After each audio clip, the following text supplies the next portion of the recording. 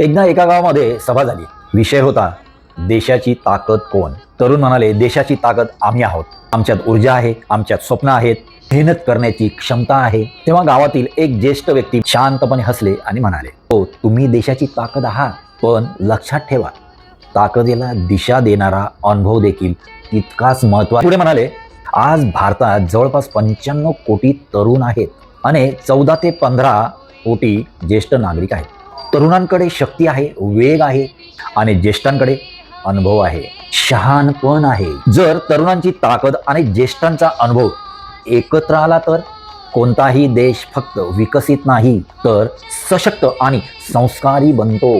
म्हणून तरुण पिढी भविष्य घडवते आणि ज्येष्ठ पिढी त्या भविष्याला योग्य दिशा देते. म्हणून ज्येष्ठांचा सन्मान करा आणि तरुणांनी त्यांच्याकडून अनुभव घ्या. यातच खरं देशाची प्रगती आहे, नाही का? मी सुरेश. असेच माझी व्हिडिओ लाईक करा, शेअर करा आणि सबस्क्राईब करायला अजिबात विसरू नका.